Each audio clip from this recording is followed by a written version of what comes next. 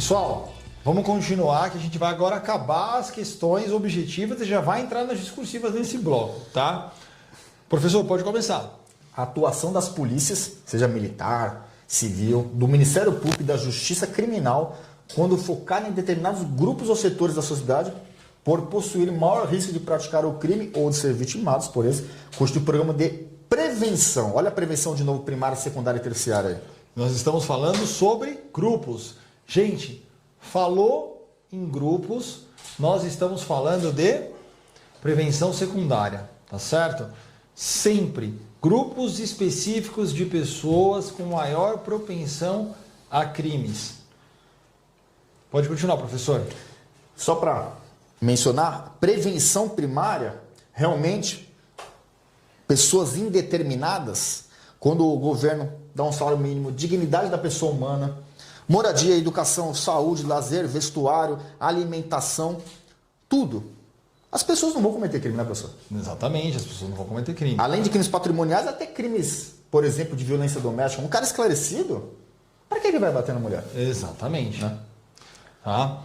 Vamos passar para a próxima? Vamos lá, professor, pode continuar. O legislador brasileiro dispor sobre as funções da reprimenda pela prática da infração penal do artigo 59. Aqui uma questão de criminologia que envolveu o direito penal. O juiz atendendo às culpabilidades, que é o famoso artigo 59 do Código Penal. Lembra que nós falamos? Qual que é a finalidade da criminologia? Exatamente. Prevenção. Prevenção. E a finalidade? Do direito penal. Por que mista ou unificadora? Porque ela tem a função de prevenir o crime, de reprimir o crime e de agir no criminoso para que ele não reincida. Por isso que ela é a função mista. É isso, né, professor? Tem até uma doutrina mais moderna que usa como prevenção geral e especial, positiva e negativa. Exatamente. Juntando tudo isso aí. A negativa pelo medo, tá certo? Isso e mesmo. a positiva pela reeducação. Bom, podemos passar para a próxima? Todo mundo entendeu em casa? Espero que sim. Se não entendeu, vocês podem mandar e-mail para a gente, mandar WhatsApp, a gente responde. Microcriminologia, também conhecida por criminologia. A gente tem aí várias espécies, né, de criminologia. O que é a microcriminologia?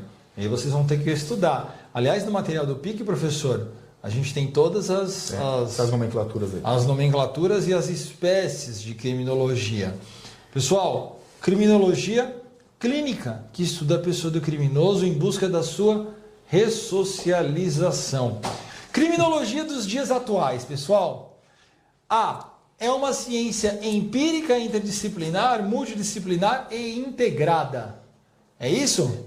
Olha só a alternativa E, D e C. Não é considerado uma ciência. Quem sabe um mínimo de criminologia tira essa Sabe frente de que ela é pronto. considerada uma ciência. Ou é uma ciência jurídica? Jurídica. Qual que é a ciência jurídica? É a dogmática. A gente está falando isso desde o começo do dia. Método dedutivo. Não é considerada uma ciência, mas uma parte do direito penal. Ridículo. Não é considerada uma ciência, mas parte da sociologia. Ridículo. Aliás, a sociologia, que é uma ciência, ela oferece subsídios também para criminologia, na interdisciplinaridade. Não é considerado uma ciência, mas parte da antropologia. A antropologia também oferece subsídios para a criminologia, mas não. Aliás, pode muito bem cair num teste. Por que a criminologia é considerada uma ciência autônoma? E aí vocês vão ter que saber que para um ramo do conhecimento ser considerado uma ciência, ele tem que ter um método próprio, objeto próprio de estudo e uma finalidade própria. Qual é o método de estudo da criminologia? Empírico e interdisciplinar. Quais são os objetos de estudo da criminologia? Crime criminoso, vítima e controle social. Qual que é a finalidade da criminologia atual, moderna? A prevenção criminal e o oferecimento de opções ao legislador e ao executivo para justamente os subsídios da política criminal. Uma resposta como essa, discursiva, você vai gabaritar. E o examinador vai querer saber quem que é esse aluno, que esse candidato ele vai querer dar um abraço em você. Esse candidato conhece criminologia. Exato. Finalmente, A última de testes. última de testes. A teoria do consenso são as teorias. Consenso, realmente, ó, identificação diferencial tá. A crítica, ela tá no consenso? Criminologia crítica está no consenso? Ou no conflito? Exatamente. O etiquetamento, a famosa rotulação social, ou o nosso termo em inglês, label approach, tá na do consenso? Conflito. Já falamos isso. Crítica de novo. Subcultura, consenso. Radical. Radical. Radical e crítica.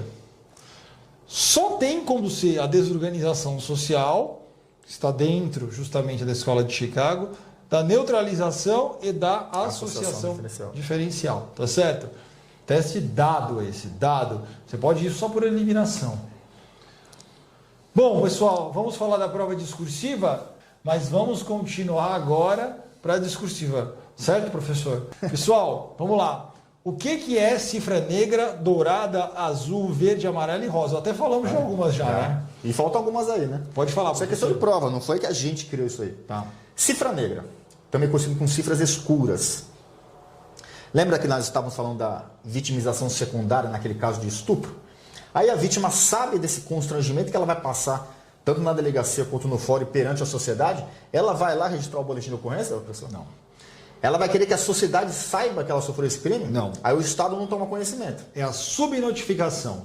Vocês sabiam qual que é a parcela de crimes, ou percentual de crimes que se estima que não sequer chega ao conhecimento das autoridades? De 90% a 95% dos crimes. Tá? O que é cifra dourada? Lembra que a gente já falou? Crimes de colarinho branco, praticado pelas esferas, pelas camadas da sociedade com poder aquisitivo, com poder. Cifra azul, professor, a gente já tem o outro lado, né, dos crimes de colarinho branco. Aconteceu muito nos Estados Unidos, uma fábrica de pessoas mais humildes, que o uniforme delas era azul. Exatamente. E lá estava acontecendo muito furtos, pequenos furtos dentro da empresa, aí ficou até como os criminosos daquela empresa de colarinho azul. Blue collars, isso mesmo. Tá? Cifra amarela, quem que é? Praticados por quem? Por funcionários públicos, são os crimes de abuso de autoridade. Isso aí. Né? Verde, professor, pode falar. Os crimes ambientais. Crimes ambientais. A gente tem uma diferença, aliás, eu não posso esquecer de falar, vai que a prova pergunta, qual a diferença de cifra negra e cifra cinza, vocês sabem? Uma coisa é a não notificação, cifra negra.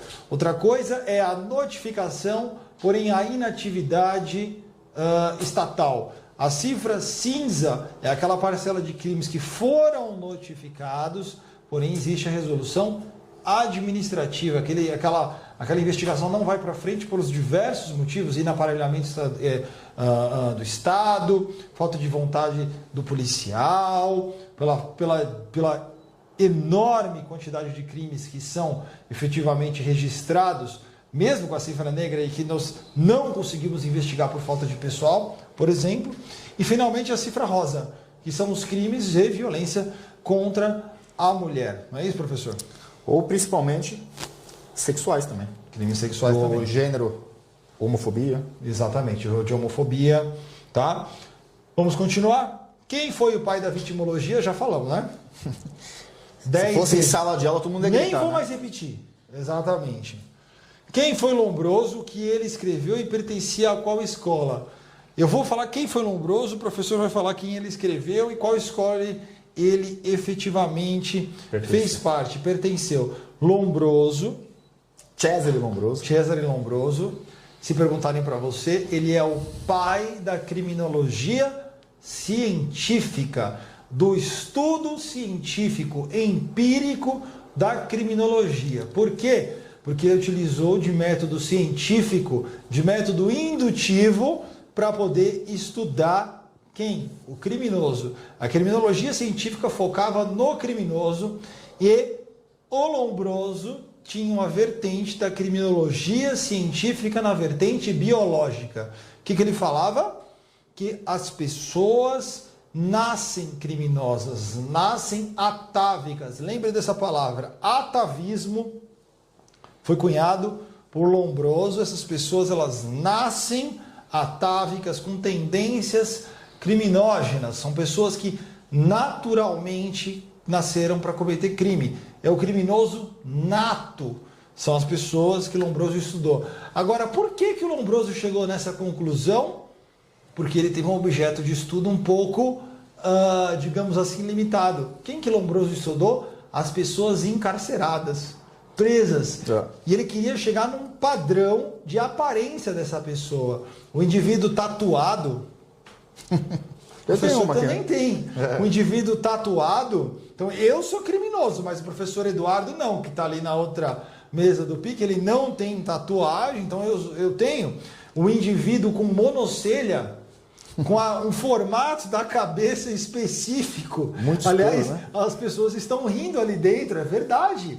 O criminoso o Lombroso falava que o monocelha é criminoso. Se vocês tiverem um amigo monocelha, mandem esse vídeo para ele. Famoso morcego. O famoso morcego, ele é um criminoso. Então, ele chegou nessa conclusão. Tem o conceito científico dentro disso? Tem, pelo método que ele estudou. Mas as suas conclusões, obviamente, são equivocadas. Professor, que livro ele escreveu? O Homem Delinquente. O Homem Delinquente. E ele pertencia a qual escola? Eu já falei. Positiva. Escola positiva ou científica. Professor, pode responder. Quem foi Hilário Veiga de Carvalho? O que ele escreveu e pertencia a qual escola? Importante mencionar do Hilário Veiga de Carvalho que ele fez uma classificação bem interessante sobre o criminoso. Porque ele fez duas diferenciações pelo meio social ou pelo meio biológico. Aí ele fez uma classificação biocriminoso puro, biocriminoso preponderante, biomesocriminoso, mesocriminoso preponderante e mesocriminoso puro. O que significa essa classificação? Que o professor quis dizer é justamente pela preponderância de fatores biológicos ou sociológicos. O que é meso? É sociológico. Então, fatores... O mesocriminoso, ele é um indivíduo que ele é criminoso por fatores sociológicos. E o biocriminoso, ele é criminoso por fatores biológicos. Só para deixar claro. Né? E o que então? Ele escreveu justamente isso. A influência do meio ou da natureza na criminogênese e nos indivíduos. Então, por exemplo, professor, o biocriminoso puro, quem que ele é? Eu dou um grande exemplo, um psicopata. Um psicopata é a pessoa que ela é criminosa porque ela nasceu assim por fatores biológicos. Realmente, o cérebro do psicopata é diferente, funciona de forma diferente, tem a química diferente e tem pontos do cérebro atrofiados de forma diferente. O córtex cerebral não se comunica adequadamente com a amígdala cerebral. Isso é a grande explicação do psicopata, da pessoa que tem o transtorno, a conduta de comportamento antissocial. Psicopata, o córtex não se comunica com a amígdala. A amígdala tem a função preponderante, que é a função de sobrevivência, etc. Então, é uma pessoa reptiliana, com o instinto preponderante, e o instinto dele é de tirar a vida das pessoas. Tá? Esse é o biocriminoso puro. Aí nós temos o biocriminoso preponderante, não é isso, professor? Biocriminoso preponderante é aquela pessoa que tem efetivamente caracteres biológicos, mas também tem influência do meio. Tem algo no meio que desencadeou aquele comportamento criminoso. E tem o biomesocriminoso, que justamente ele fala, o professor Hilário fala que não é possível se identificar se são fatores do meio ou se são fatores biológicos, mas que aquela pessoa tem aquela natureza, digamos assim, da prática do crime, de forma, você não sabe se é natural ou se ele aprendeu no meio. E finalmente nós temos a mesocriminoso preponderante, que é, por exemplo, um criminoso ocasional, não é isso? Que o meio faz o ladrão, mas aquela pessoa ela tem consciência daquilo e ela pode efetivamente se privar. E tem o mesocriminoso puro, que é quem? uma pessoa que foi totalmente influenciada pelo meio. Se tirar ela daí, nunca mais ela comete Se crime. tirar ela do meio que ela vive, ela nunca mais comete o Tem crime. até um nome interessante, albulomania. Isso mesmo. Que se tirar ele não comete mais crime. Se deixar, ele não tem força para não Exatamente. lutar. Ele é um indivíduo abúlico, de ego fraco. Isso mesmo. Ou o famoso Maria vai com as outras, para você decorar. Isso Tá aí. certo? Isso mesmo. Qual a diferença da escola clássica para a escola positiva? Professor, por favor. Escola clássica, uma das características importantes, ela realmente estudava bastante o criminoso. Tinha alguma coisa sobre o crime, mas penas desproporcionais. O método era o dedutivo, abstrato, fechado. A finalidade da criminologia nessa época, retribuição, somente pena. Somente pena. Escola clássica era assim. Exatamente. Ela tem algum mérito? Claro. A noção total de proporcionalidade da pena, a limitação dos abusos da monarquia, tudo isso veio através da escola clássica e do iluminismo. Mas para a escola clássica, o indivíduo que praticava um crime, ele era um pecador, porque ainda tinha bastante influência da religião.